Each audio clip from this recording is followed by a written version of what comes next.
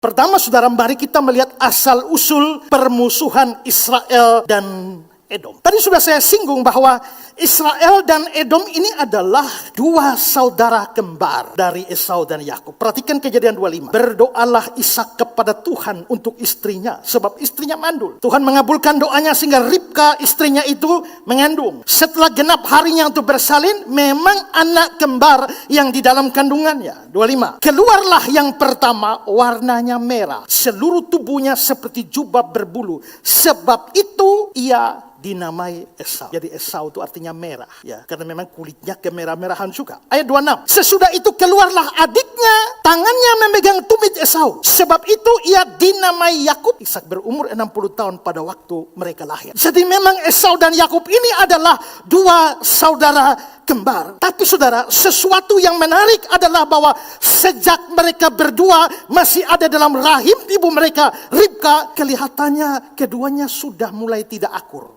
Tidak akurnya dalam rahim mama itu sudah tidak akur. Perhatikan Kejadian 25 ayat 22. Tetapi anak-anaknya bertolak-tolakan di dalam rahimnya. Anak-anaknya bertolak-tolakan di dalam rahimnya. Dalam TSI dibilang begini. Kedua anaknya itu saling bertentangan di dalam rahimnya. Dalam AYT dia bilang, anak-anak itu saling bergulat di dalam rahim. Bayangkan dua saudara kembar dalam rahim itu bertentangan, bergulat, bertolak-tolakan. John Gill memberikan komentar seperti ini. Dan anak-anak itu bergulat bersama di dalam rahimnya. Ketika ia dalam keadaan hamil, itu terjadi beberapa waktu sebelum persalinan. Dan bukan gerakan biasa, bukan hanya gerakan bayi biasa di dalam kandungan yang dirasakan wanita dalam keadaan seperti itu. Tapi gerakan yang luar biasa.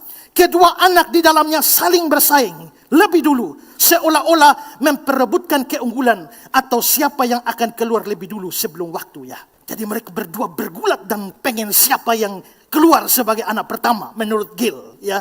Dalam pulpit komentari juga. Dan anak-anak itu bergulat bersama di dalam rahimnya. Kata kerja ini menggambarkan getaran internal yang keras. Seolah-olah anak-anak yang belum lahir itu saling beradu satu sama lain di dalam rahimnya. Bandingkan dengan cerita tentang Akrisius dan Proteus yang bertengkar sebelum lahir tentang pemerintahan mereka selanjutnya.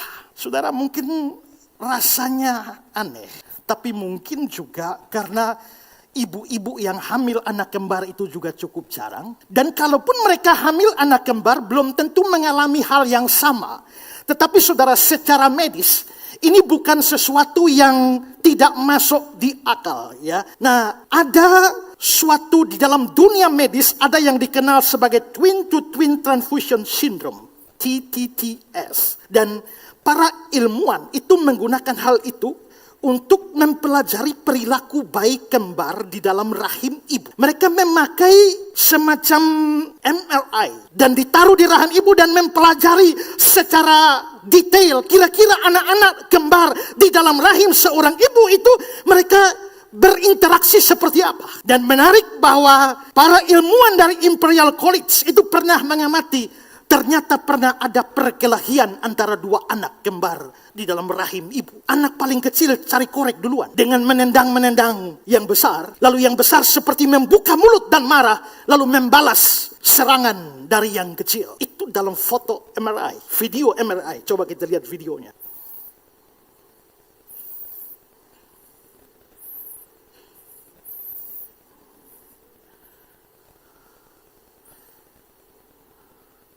Nah, terlihat bahwa mereka baku tendang, satu mencari korek, satu membuka mulut dan terjadi pertengkaran. Entah apa yang mereka pertengkarkan, ya. Tapi mereka bertengkar dan bergulat atau berkonflik di dalam rahim itu dibenarkan dalam dunia medis.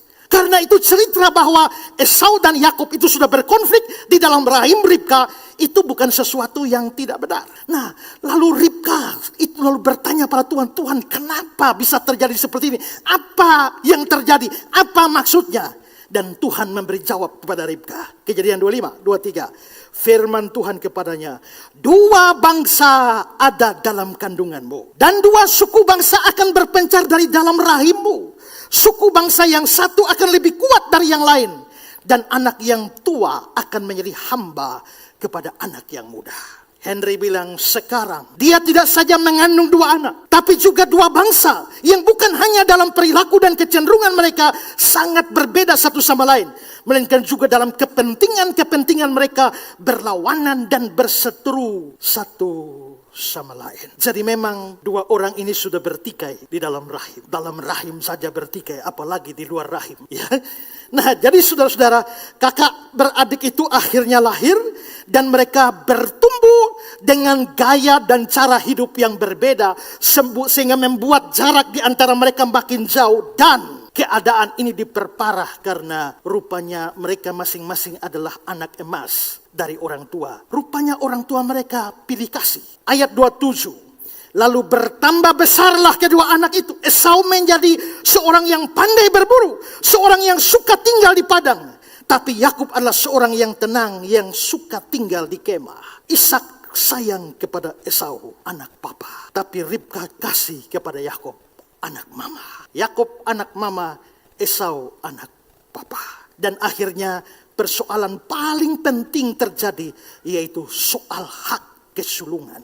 Di dalam budaya Ibrani itu ada hak kesulungan, dan hak kesulungan itu biasa diberikan kepada anak sulung. Walaupun itu bisa dialihkan kepada yang bukan anak sulung ketika anak sulung bermasalah. Hak kesulungan itu memberikan 2 keistimewaan. Keistimewaan pertama, keistimewaan rohani, di mana yang memiliki hak kesulungan itu, dia itu menjadi pemimpin keluarga di hadapan Allah, dan dia menjadi semacam wakil Tuhan di tengah keluarga. Atau mungkin dalam bahasa yang sekarang, imam di tengah keluarga.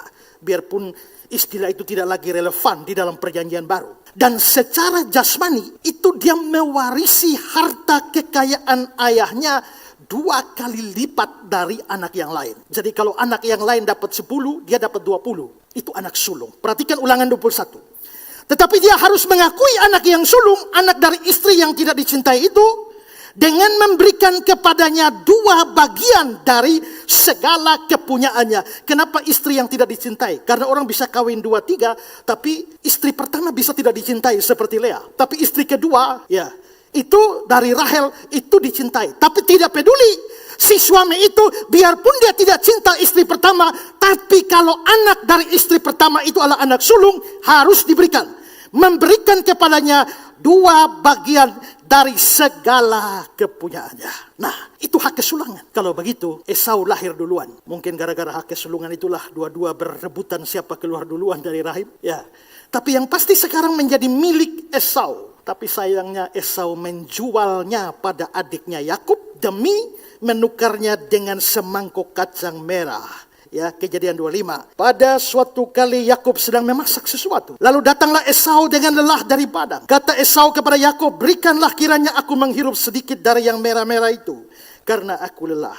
Itulah sebabnya namanya disebutkan Edom. Tetapi kata Yakub, jualah dahulu kepadaku hak kesulungan. Yakub ini juga licik ya. Pikirannya terlalu untung rugi.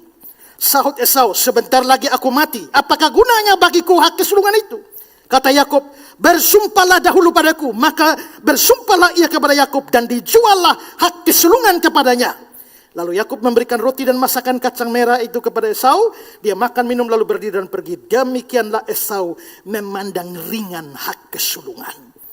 Nah, Esau memandang ringan hak kesulungan. Makanya penulis surat Ibrani dalam Ibrani 12 ayat 16, jangan ada orang yang menjadi cabul dan mempunyai nafsu rendah seperti Esau yang menjual hak kesulungannya untuk sepiring makanan. Jadi Esau memandang ringan hak kesulungan, tapi Yakub cukup licik untuk mendapatkan hak kesulungan itu. Dan akibat dari ini adalah pada akhirnya hak kesulungan beralih dari Esau kepada Yakub, bahkan pada berkat terakhir yang diberikan oleh ayah mereka. Yakub mendapatkan berkat yang begitu bagus, tapi Esau kehilangan banyak berkat yang baik. Pasal 27. Sesudah Esau mendengar perkataan ayah itu, karena berkat yang baik sudah diberikan pada Yakub, meraung-raunglah dia dengan sangat keras dalam kepedihan hatinya, serta berkata kepada ayahnya, berkatilah aku ini juga ya Bapa. Jawab ayahnya, adikmu telah datang dengan tipu daya dan telah merampas berkat yang untukmu itu.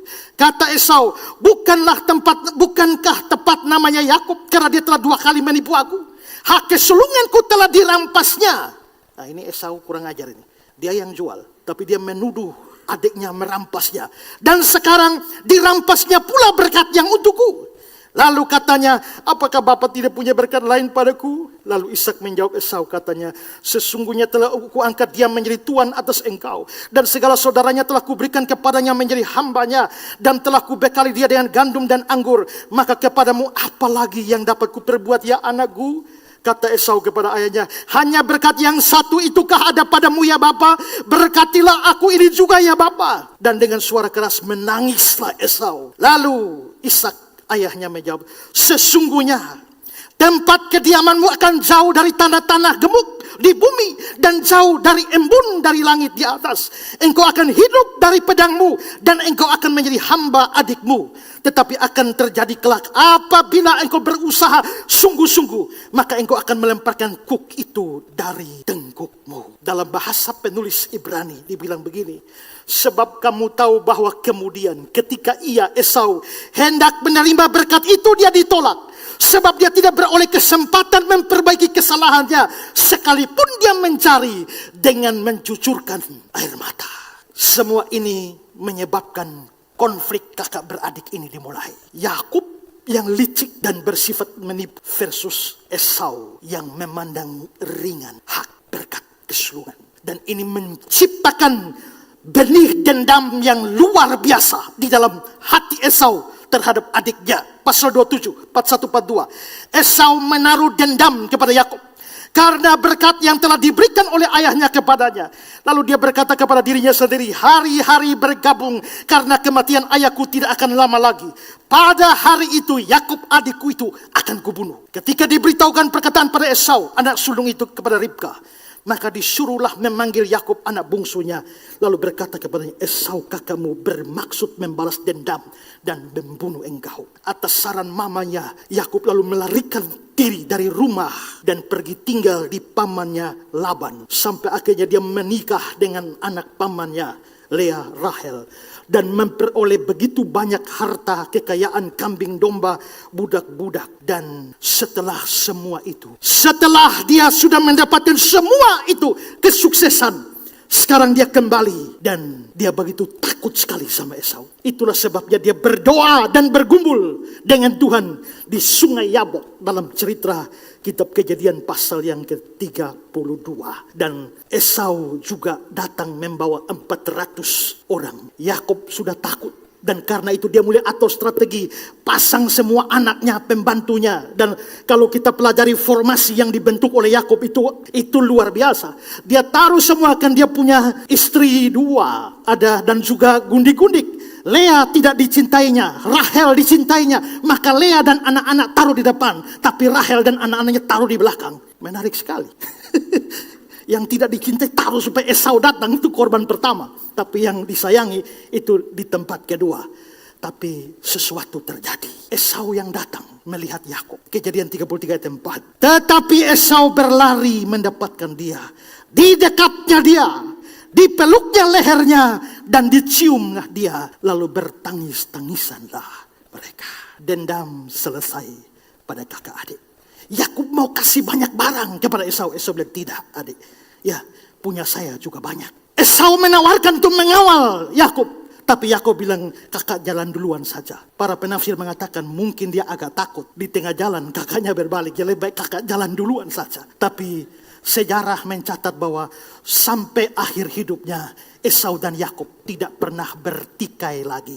Dendam kakak adik selesai di situ. Dan ini harus menjadi pelajaran bagi kita bahwa sebenci-benci apapun kepada saudara sendiri, itu harus diampuni. Tapi masalah tidak selesai sampai di situ. Kakak adik sudah saling mengampuni. Tapi turunan kakak adik tidak. Masalah jadi panjang. Sebuah informasi bagi saudara-saudara yang rindu memperdalam pemahaman seputar Alkitab. Ezra Soru Bible Class atau ESBC membuka kelas khusus yakni pengenalan perjanjian lama. Dalam kelas ini, Anda akan diajak untuk mempelajari lebih dalam berbagai hal seputar kitab-kitab dalam Perjanjian Lama, mulai dari kitab Kejadian hingga Maleakhi, dengan pengajar Pendeta Ezra Soru. Kelas ini akan dilaksanakan secara online via Zoom setiap hari Rabu jam 19.00 waktu Indonesia bagian Barat, 20.00 waktu Indonesia bagian Tengah, dan 21.00 waktu Indonesia bagian Timur. Bagi Anda yang berminat, silakan menghubungi Saudara Hanson di nomor WA 0853 3385 1512.